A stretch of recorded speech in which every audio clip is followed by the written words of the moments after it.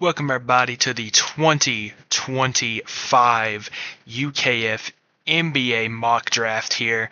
This is back, I think, after last year we didn't do one. Did one back in 2023. Got the first pick, and then probably missed the next, 10 maybe. Who knows? But yeah, skipped last year. It wasn't really missing much. It was one of the weakest draft classes in recent memory. But we are back after no NFL mock draft this year for the NBA mock draft because this is obviously one of the most hype prospects in recent memory. Probably not as hyped as Wemby, Cooper Flagg, even though they definitely rigged this the lottery. But we can do our mock draft, and there's no secret who's going first overall. It's obviously going to be big Cooper Flagg, first overall out of Duke. He was phenomenal all year. The one concern was his inability to hit clutch shots. Duke had about 3 games come really down to the wire, and they lost all 3. Actually, they lost 4. All 4. Sorry, I forgot the tournament. Obviously, Kentucky beat them. There's my bias. But 2 turnovers late in that game. Some turnovers, in the Clemson game and then the Houston game, the missed shot. But he should be the part of everything. I don't know if he'll be good as Wembanyama will be, but he will be a all-star caliber player. I believe his peak could be Kevin Durant. That's how good I think he could be, or at least the skill level, obviously, of Kevin Durant, really to rise up into any jump shot. And that's when there's a bit of a parting here as the Spurs at pick 2. Now, obviously, we all know who's going to 1. Spurs, could they trade this? They very easily could trade this for some, maybe try and get Giannis by chance or something. That's why it feels all riggy. But for this, we're doing absolutely no trades. Obviously, there'll probably be some trades. But here, no trades. There was a trade of the second pick in the NFL draft. So, yeah. So, clearly, they got their 1. De'Aaron Fox, they got Wemby for the future, and anyone else it's ambiguous. It could be anybody. I was at Chris Paul, who's he could be retiring. Who knows? They got Stephon Castle, who's their point guard of the future with Fox already. And you think they may not need a guard, but I think they have to take Dylan Harper here at 2 if they stay. This is why I feel like they may trade, because Harper is the second best player in this class, I think. So you take him if you're sticking, I think. But the thing is, Edgecombe, they could go Edgecombe or Ace. But I think Harper could be your nice 2 next to Fox. And Castle could start. I don't know if you put Harper. No, Harper wouldn't be good at the 3. But I think you take the best player available there. You're trying to build a good team, and I think you do. Castle can come off the bench too. Even though we're rookie of the year. And 3rd, Philly. We're going to try not to take too long on these picks. Philly is a 2-horse race here. They're either taking Ace or Edgecombe. I don't want to just go straight down the order, but I do think they take Ace. It's either Ace or Edgecombe, and I think Ace. They have 6'10". He's not really that tall. But Philly, they do need a good 3. They got Maxey at the 1 and B at the 5. A good guy in the middle there. I do think there's definitely some problems with Ace's defense. He can hit some tough shots. I do think, though, if you tell him correctly, he could be a monster. So, yeah, Philly's going to take that here. And then the Hornets, at this point, you look who's on this board. I think there are 2 guys the Hornets could take. They could go for best player available, which would be VJ Edgecombe here, or go for need and take Kamen Malawak here. And I don't know if I'm trying to think in the mind of the Hornets. They got Melo. They got I guess they do got Bridges, but he's injured. Brandon Miller, that's what I was thinking of, yeah. Who's obviously the 3. He can maybe be a 2. Nick Smith Jr. I don't think, any of these guys are future of the franchise. Edgecombe could be that guy.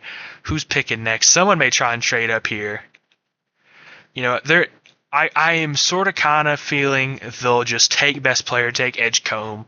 It's either him or Malawak. I think they take the talent, the sheer athleticism VJ Edgecombe has. I think he's going to be great as well. I think Edgecombe is more a surefire NBA player than Malawak is, so you take him there. Now we've gone chalk so far, and now we got the Jazz, who it says they need a point guard. Trey Johnson can fill that role. He does. He did handle the ball a lot at Texas this year, but I do think he's more natural as a two guard. Malawak, I don't think they need a big. They got Walker Kessler and Laurie can kind of play the big spot. So this is the first off the chalk thing we're going to take, either getting Colin Knipple or Kasparis Yakachonis. And despite being Lamont Butler's son, I'm going to have them take me Yakachonis here. I do think he does have some NBA upside. I think maybe a little bit more than Knipple, so that's why I think Utah goes with him.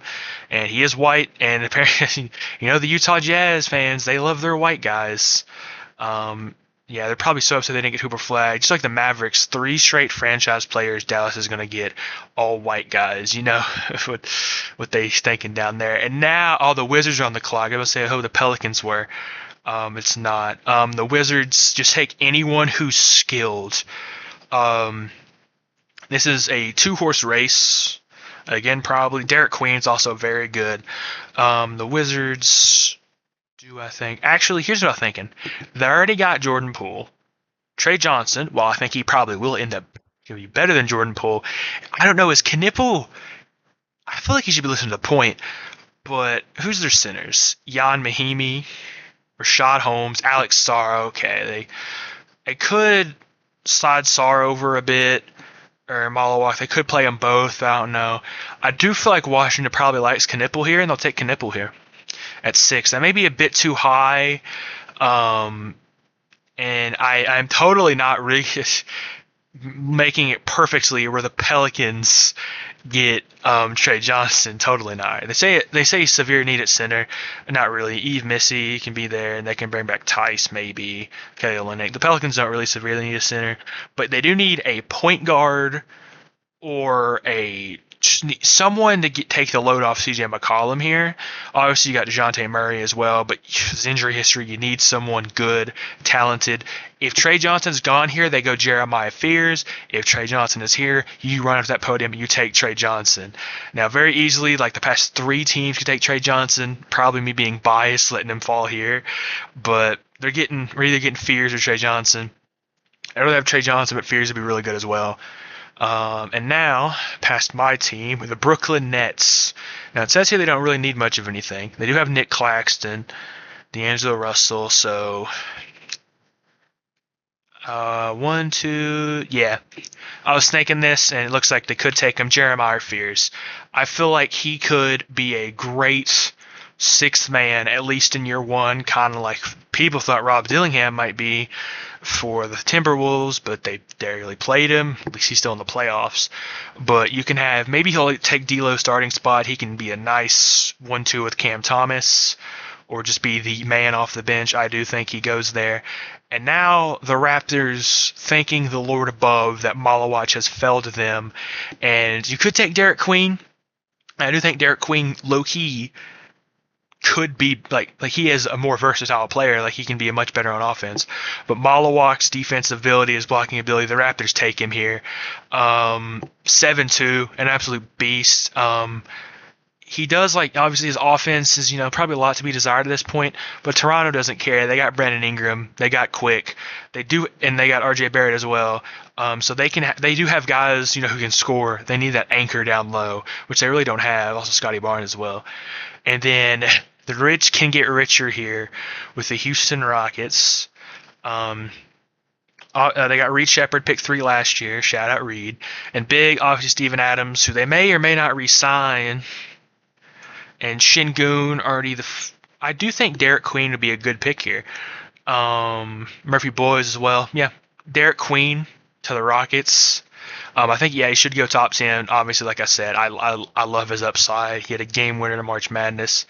And I don't know how bad Houston needs him because they just bring back Steven Adams. But I think if you do let Steven Adams walk, you pick him up. Even if you don't, he can play the 4. Potentially, or Şengün can, because Şengün can maybe space the floor a bit. And then the Portland here. Portland's, they kind of, to me, feel like the team who wants, like a guy who's a bit older, because they were a lot better last year than probably some people thought. So they could just be a piece or 2 away from making a maybe potential playoff push. And that's kind of crazy. But Houston out of nowhere came and did something, while Portland, not terrible. So you could take Newell, the young guy. I'm going to have them taking Colin Murray Boyles. I almost call him Murphy Boyles every time. Murray Boyles, probably the only good player on that South Carolina team this year, but he was really good. He was that big body of his.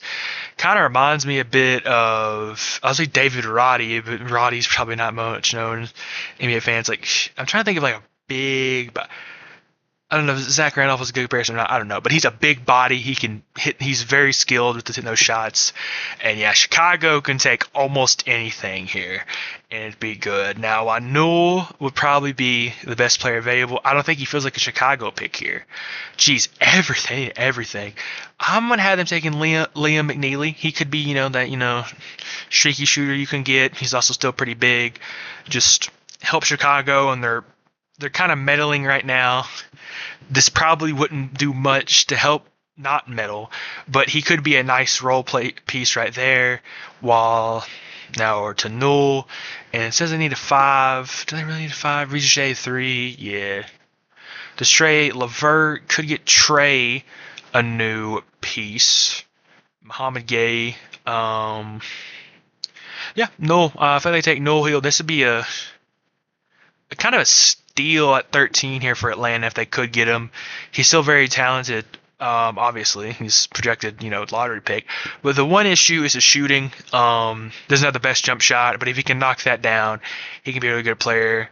Granted, they already have Capella, who's not a good shooter, big man. So maybe you may want a space floor big man, but Regis the 3. Newell could really help them. Spurs again, the last pick of the lottery.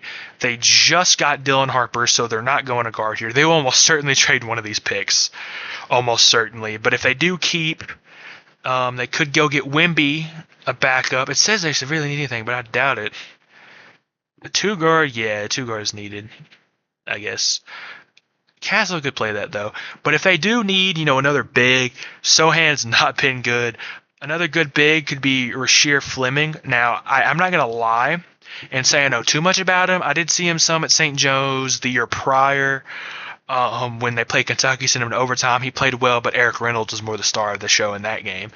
But if you're projected this high at St. Joe's, you're probably pretty good. A junior as well. I don't think San Antonio cares about his age. They just want a player who can help them win now. You get your young guy in Dylan Harper, so you take a nice guy here who could help you win now as he develops. And again, I do think they trade at least one of those picks maybe. They may take him, maybe not, who knows. And then we got OKC. The rich get richer as a team who could win the NBA championship. They're up 3-2 on Denver. So they need a big, and yeah, Hartenstein, he's all right. He's not insane. They have him over Chet. It's kind of crazy. Yeah, 4. It's never really attention to pay to the 4. No. But yeah, big's probably what they need more. I don't know if Thomas Sorber. I watched some Georgetown games. How to pronounce it. I'm taking. Is Noah Isengu. Yeah, I'm not too known about the foreign prospects much. From France, France has been a hot. The past 2 number 1 picks have been French. But yeah, I guess he's 6'8". He can probably maybe be a 3. But, OKC, every pick they get has been panning out recently. So you get him there, and he's probably going to pan out. And then Orlando, yeah, they need another either need a point. Yeah, a point. Either a point or some depth at the big position because Goga Batadze, starting center, is a bit fraggy. So, yeah, anything that's at a forward could really be good here. Jace Richardson fits the bill pretty well here. I think he has great upside. I don't think he'll be good off the bat. He could always surprise me and just be really good first year, but I think he does have potential, maybe a couple years. He's the son of Jason Richardson, if you didn't know that. I do think, he definitely has upside. And Orlando definitely needs, a 1. Jalen Suggs has been all right, but he's not been great. Cole Anthony's been all right. So why not, take a stab at potentially, your franchise point guard here. And some bigs are needed here by the Timberwolves. They're still in the playoffs as well. So again, rich getting richer. Evan Turner's on their roster. What? I did not know that. But again, I make these mocks, based on like how I feel about the players and not really much about the NBA. I know more about the players getting drafted in the NBA teams. So it says that they need a 4. Oh, okay. So Carter Bryant, I think he's a bit older. Can I see if he's a bit? No, he's a freshman. Okay. Who is that? There was a guy from Alabama who played for Arizona either this year or last year. It was Bradley. It was Bradley, not Bryant. That's who it was. Okay. So maybe they do take Carter Bryant. Timberwolves, though, Minnesota's the team. Yeah, I would say go Nate Clifford here. He was on the thumbnail of my March Madness video. I know he's a bit older, but again, when you're a contending team like Minnesota, you don't care. You let someone help you win now, and I think Nate Clifford can do that for them. Washington back on the clock after taking their potential franchise guard and Colin Knipple. And it says here they need a big. They could take Danny Wolf, but I think they'll take the Thomas Sorber. I watched Georgetown this year and I pronounce it. I hate that. But he was pretty good. He can hit some jumpers here and there too, which is the modern NBA big. He's pretty good on defense as well. He can grab rebounds. He could be really good. This is low-key might be a steal here at 18. Then Brooklyn, pick 19. After getting Fears, got a guard, probably a forward here would be good. Carter Bryant fell to him. Take him now. Only 6 points a game. Oh my goodness, I did not know that. But Arizona, Caleb Love heavy offense this year. I think Bradley was still on that team. I'm pretty sure. And Trey Townsend. Yeah, you got a lot of people who took a lot of the shots. But hey, if a team views them as potential, Brooklyn's going to take them. They need it. They're in a meddling spot now. And Miami, see, they don't need a 2 guard, but you see, Miami almost always hits on their draft picks. So a Miami draft pick, do they ever draft a big? I do think a good Pat Riley pick here would be Danny Wolf. Now, I think Danny Wolf very easily could fall further, but there was a consensus about midseason he probably could be a lottery pick. But I think he fell maybe a bit due to him not being as good in the latter part of the season. The thing with Danny Wolf is he is 7 feet tall and he passes the ball like a point guard. Like, I don't want to compare someone else to Kevin Durant, but he can, shoot over people like KD. He is not, I don't think he's potential like Cooper Flagg to be on that level, but this is kind of like your Cooper Flagg light in terms of his shooting. He's taller, but he can shoot over anybody. He can dish the ball out. He's like kind of like I think he's maybe taller than Jokic, but he's kind of like a mini Jokic in a way, in his passing ability. But he may not go that high. I'm really high on Danny Wolf though. I love his game. He's really skilled for that height. And Utah, I got Yakachonis. They could go get Igor Dimon. But I think, Utah has been loading up on, let's say the last picks have been like, they got Cody Williams, who's not good last year. Hendricks, he got injured. Big Oscar, right? Yeah, at the bottom. That sucks. They really will take anybody. I think they're good at center. I think, take anyone you think can be good, and they'll take Nolan Trejo here out of France. Again, I know these international prospects. I could be wrong. A point guard 6'4", though, that's around 18 years old. Well, not Utah. That's 2 point guards they have, I just realized, but whatever. They're Utah. Who knows? Atlanta back on the clock with the Lakers pick. They already got Newell. You get Trae Young. We're going to Trae Young, a duo piece for the future, because LeVert...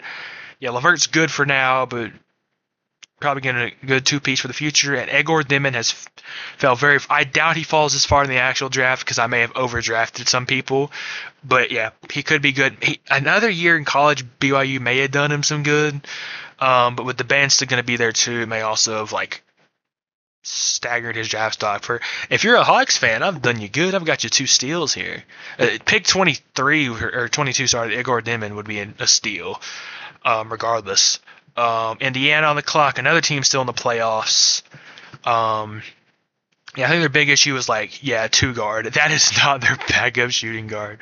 Because even though they have guys who have played Ben Shepherd, Nimhard, Neesmith, who have and Obi Toppin, who have played above, they probably could use someone who's a lot more consistent in that role to go along with these three. So a 2 or a 3 they could use.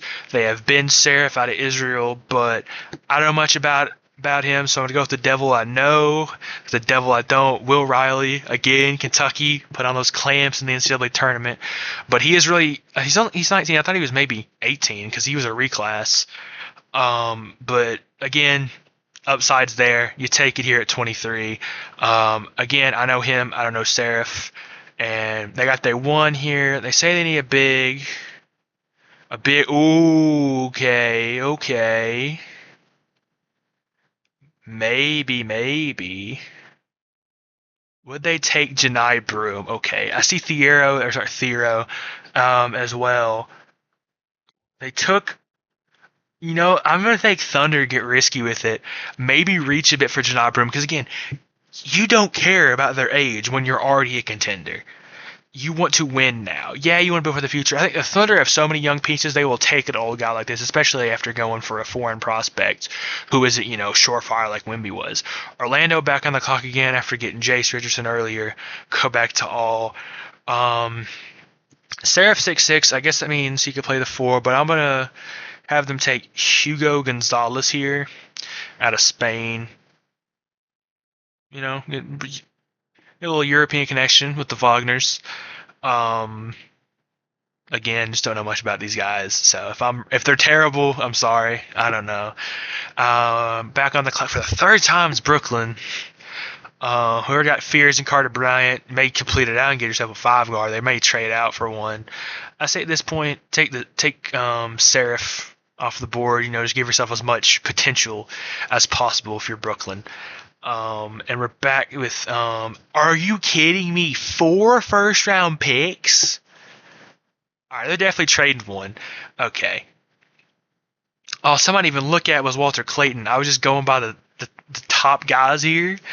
Brooklyn, who do they got? They got 2 guards. Why not go get you a big? Caravan ain't going first rounds. Yaxel. Yeah, why not take Yaxel Lindenboer? He is a beast. It's funny because he's committed to Michigan in the transfer portal, so we cannot play him. He is a demon. He could go late first round. No team will regret it at all. If I would have been able to pick some of my college demons if I kept doing both rounds. Need a point. Will not be taking Boogie Fland here because he's already returning to college, so might as well not have him here. So is Ian Jackson as well. So Boston needs a point guard. And if you're Boston, Tatum's out next year. You need a general who can lead you, the national champion, Walter Clayton Jr. Some people think he's not going to be good in the league. I completely disagree. Here's the thing. The old guy prospect, first-round prospect last year, like a senior, was Dalton Knecht. And Knecht was good at first, then J.J. Redick benched him, and then that trade happened that got rescinded. But I think he could be a Dalton Knecht type prospect, maybe even better, because my goodness, every big shot he hit, anytime Florida needed a bucket, he got it. How many times can you say your coach gets thoroughly outcoached 3 consecutive games and you still win because that's how talented and how good you can be? Walter Clayton, I hope he's really good in the NBA because us college fans want to see the good college players succeed. And now Phoenix on the clock. Yeah, they definitely need a point guard. KD may be gone, maybe a replacement. Obviously, Boogie Fland will not be available, which wouldn't be a terrible pick here. But that leaves it essentially Philon, LeBaron Philon. Tail end of the first round. I do think, he could be one of those guys who came back a second year and maybe been a lottery pick. But, again, the talent is there. He wasn't Bama's best player. Sears was much better. Grant Nelson was better. They had Clifford Morio. Oh my goodness, Muhammad Diabate, who's on Kentucky now. And finally, the 30th pick, the Clippers. Again, that draft order may change through the playoffs, won't they? Maybe not. But regardless, the final pick of the first round is the LA Clippers, who I thought they didn't have any picks for years to come. Who knows? Well, the final pick of the first round, the Clips. They need a 5. Yeah, probably a Zubac thing. Is it? Oh, his name was Panda. Your guys are getting really old. So this is where you think you may take a Boogie Flam, but he's not there. Cam Jones is older. I think he's a senior. Caravan, no. I do not see Caravan as an NBA type. Caravan, I think, at best, is a Duncan Robinson guy where he just shoots. So I'm just going to go ahead and look down the board a bit. Condon, Todd Pettiford. I'm going to just mention some guys who could go first round. Todd Pettiford could go first round. Late first round because of the potential. Raynaud was really good for Stanford this year. Hunter Salas is a scorer. Lanier's a sharpshooter. Lanier will get drafted probably early second round. Kobe Brea will definitely get drafted, the best shooter in college basketball, Kentucky Demon. Probably the only Kentucky player. Him, J-Rob might, Amari might. Mark Sears as well. Page's son, Andrea Stojakovic, I think he's back to college. I'm trying to just find Sion James, Caleb Love, Carter Knox. I think Knox is gaining some, potential, draft type a bit. I'm gonna find one more Kentucky player. Where we go? Dang, they got nobody. Even they got Cadeau, J-Rob, 88. Jalen Lowe. Technically, that's back to back. Jalen Lowe is obviously back at Kentucky, or he's transferred to Kentucky. I'm shocked they have some guys on here, like Garrison already. Half these guys are returning to college. Anyways, last pick of the first round, Clippers.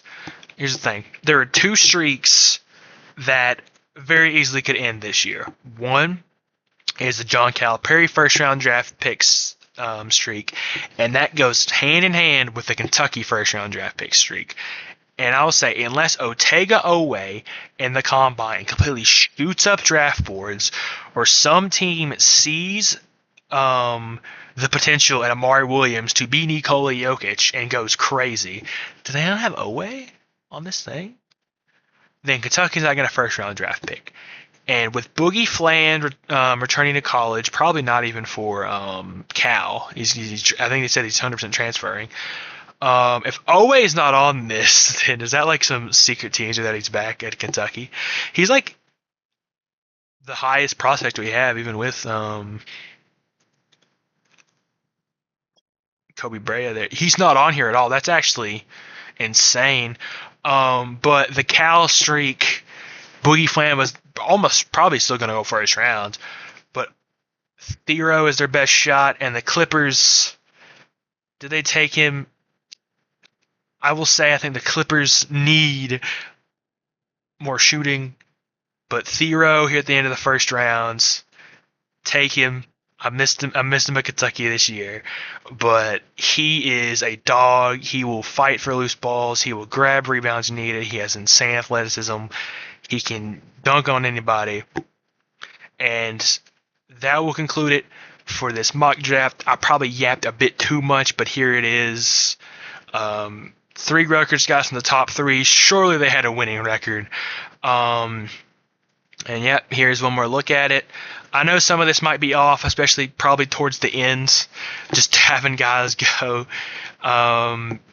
If I will say this, I think Clayton might go much higher. Brew may go a bit lower. Some of these foreign guys may sneak in the top 10. Who knows? Because here's the thing. I don't know much of anything about Nolan Trejo, or who was the first one I had? Noah Asungi. But teams could watch their tape and be like, this guy's crazy. And then end up, taking him. But yeah, I think after the top 1 on anything like that, but I think Harper goes 2, maybe Spurs trade. But I think nothing, just like my last mock draft did, nothing after 1 is locked in. I do think Harper's 2, but anyone can go anywhere. Nothing is locked in. That'll do it for this one. I'll see you guys in the next one. Hope you enjoyed. Leave a like if you liked it. This is UKF signing off for now. Peace.